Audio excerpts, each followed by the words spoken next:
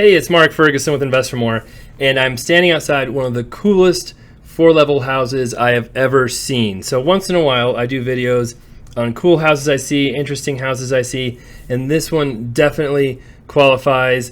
It actually reminds me a little bit of the first house I ever bought, which had a similar floor plan to a flip we did last year, but this is just like supercharged and so much cooler and neater than the house I had. And yes, my kids will make fun of me for saying neater, but it's a really interesting house with an amazing yard as well. We'll show you the backyard, which was not expected based on the MLS and what I saw there.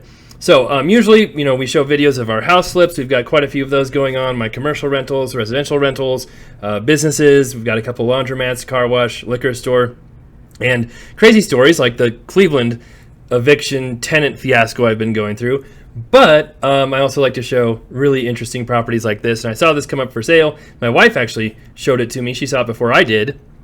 And I'm like, ooh, we have to go look at this one and see what it looks like. And I was not disappointed at all. A lot of times you see these houses that look really neat from the outside, and you get inside and there's disappointing, especially older homes. This one was not disappointing. It was really, really interesting. As you can see, lots of vaulted ceilings. It's got kind of the double windows on top of the regular windows. Yes, it's a little bit dated. It definitely has not been updated. It is for sale in Greeley, Colorado, and they're asking $780,000 for it, which I know some people might think is crazy, but it's a really interesting house and a great lot, and houses are expensive in Colorado. As you can see, the dining room's got that cool, I don't know what you would call that ceiling. I don't see many of those that are kind of angled like that. It's got a sunroof off the the dining room, which was really well done as well. Sometimes sunrooms are kind of weird or in strange spots. And then, we can get a peek at the yard here. Really cool yard. And then, over here we've got another kind of breakfast nook. Lots of cool angles and ceilings, which I love. I love kind of contemporary or 80s houses like this, sometimes 90s houses. This one was built in 1984. You can see it does have granite. Some the cabinets are outdated. Huge ceilings there, and it's not the hugest kitchen back. Then they didn't have very large kitchens, but it still is very open, gigantically tall cabinets. I'm not sure how you get to those, but just a neat property. And then it's got the family room down here, which is what my house had too, but this one's way bigger, way more custom. And then upstairs, we've got the bedrooms and the master. And just walking up here, I want to take a peek at the master, but it was pretty neat. So I wanted to save that for just a second, because a lot of times in these 80s houses, you don't see, masters as big and as nice as they are today, or primary bedrooms, however you want to call it. So here's one of the secondary bedrooms. Again, vaulted ceilings. I'm a sucker for vaulted ceilings, especially in bedrooms and cool windows that go to the ceiling like that. Kind of an interesting little courtyard we'll show you here later. Closets, nothing too amazing. Obviously, it's solid wood doors, wood trim throughout. It's oak, which, isn't the most in style right now, but I think it fit this house okay. If somebody really wanted to go through and redo this whole house, you could really make it very interesting. Here's the third bedroom, kind of upstairs. Doesn't have the vaulted ceilings, but still a good-sized room. It's got kind of some of the really neat, I said that word again, turned mid-century furniture in really good shape. It's on a cul-de-sac, and I actually did a video of the house right next to this property like a year or two ago. So I'll link to that too, and I'll show you that in the backyard. That was a really interesting house as well. It had a pool inside, so I'll remember to link to that, I hope. But you can see it's got the sweet wallpaper. And actually my house had some really sweet wallpaper in the bathrooms as well when I bought it, my very first house. My first house was built in 72. It was a 2,400 square foot 4-level. This one's just over 4,000 square feet. And here's the master, another one of those really interesting ceilings, interesting bed there, and the bay window, lots of room. And that's just something you didn't always see back in the 80s. Now, this is a custom house, obviously, in a big lot. But even then, sometimes you saw real small rooms, not nearly as fancy as you see in today's newer homes. And it had the 5-piece bath, which wasn't that common either back then. And you've got a pretty good sized closet that had the automatic light that pops on when you open the door. That was common in the fancier houses back in the 80s. And not a huge closet by today's standards. But again, this house is 4,000 square feet. It's not gigantic. They really use the space well. And it's got some interesting, faucets there, features, the huge area for the tub. You've got your little 80s toilet over there. So sort of separate, but not all the way separate like you would find today. And then, yeah, that is jetted and pretty deep, but so much space over there. And you've got your shower with its interesting tile there as well. So pretty cool to see a master like this in this house. And definitely the first house I bought just had a 3/4 bath, a sink, toilet, shower. That was it. Nothing too fancy there. Going back down the stairs, overlooking the kind of kitchen area. I always love that view too. I'm also a sucker for railings and rooms that overlook other rooms. And here's the family room, which had the custom fireplace, custom bar, kind of the custom little extended room over there. Your railing looking up to the kitchen and breakfast nook, as I think it would be properly called. Your back door, which goes out to a deck.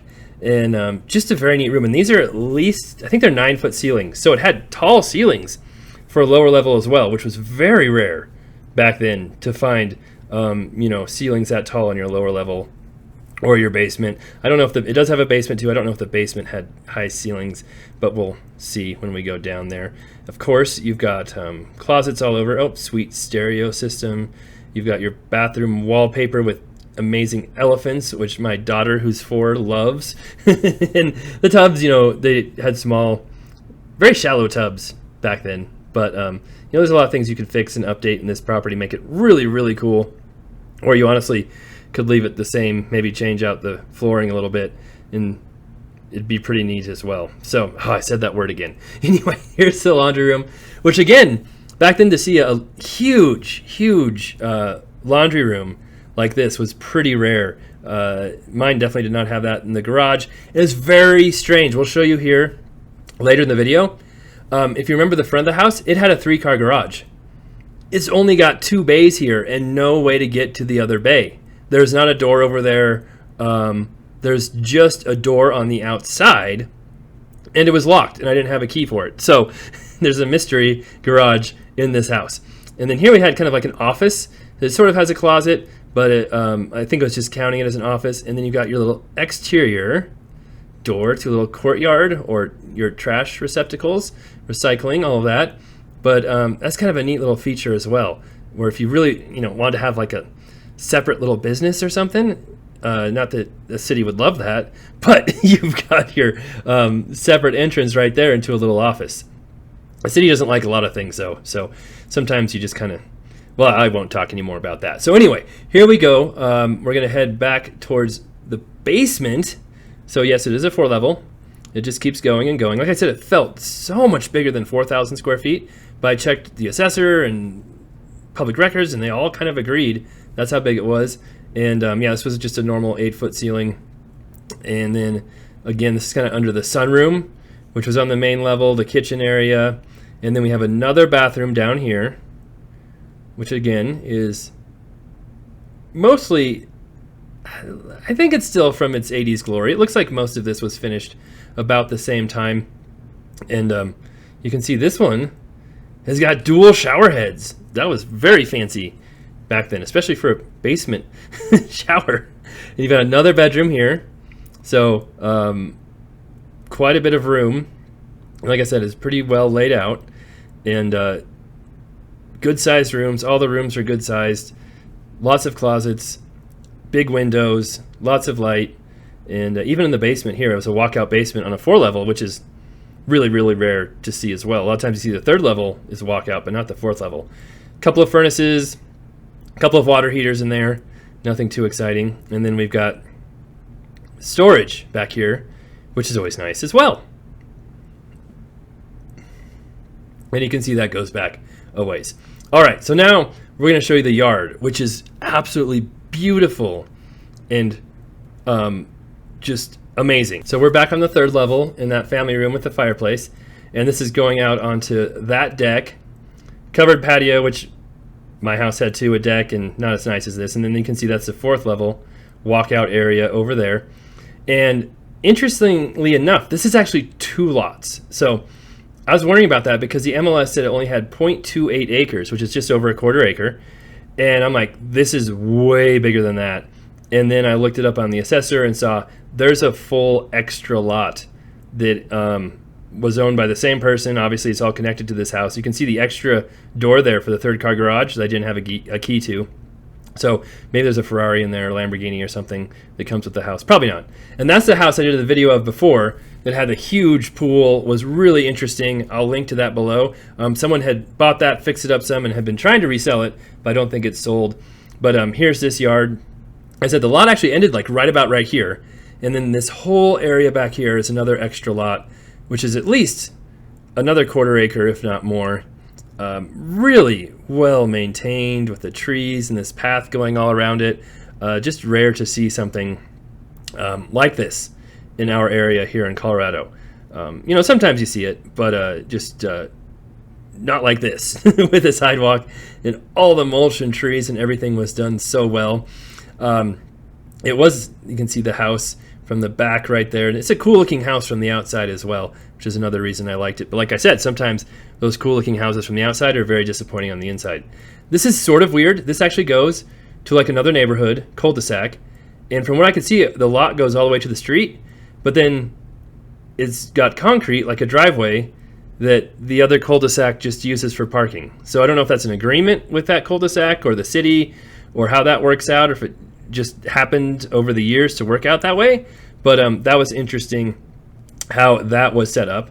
And then yes, just walking back here towards the house and all the trees, and then it just had, you know, benches just sitting there in kind of like the perfect spot, and everything was trimmed just perfectly. So it was a neat property. And I was thinking, if I was younger, didn't have a house I absolutely love now, I would love to buy this house. I would 100% live here in an instant. Not that I could afford it when I was younger. My first house I bought was $190,000, and my second house was just over $200,000, and my third house was $560,000. But things were also cheaper back then as well. But yeah, neat house, neat property, tons of amazing landscaping, and it was really neat to be able to see it. And yeah, like I said, if I was younger, I would, and could afford it, I would jump on this in a second. But yeah, here's the outside again, and I just wanted to show you that 3rd car garage, which is nice, but only if you can use it. I'm sure there's a key somewhere, but it's got one. Who knows how nice it is? That's okay. All right, so that's the property. Just wanted to show this real quick and share one of the cooler properties I've seen in a long time. We'll have more videos of my flips, rentals, businesses, drama, all of that coming up soon. And once in a while, we will do more videos like this too, of just interesting houses I see in the area. And I'll link to that other house over there as well. You can see it again. So thanks for watching. Love the comments. Love to hear what you think of this one. And I'll be back soon with more videos and lots of interesting stuff, I'm sure.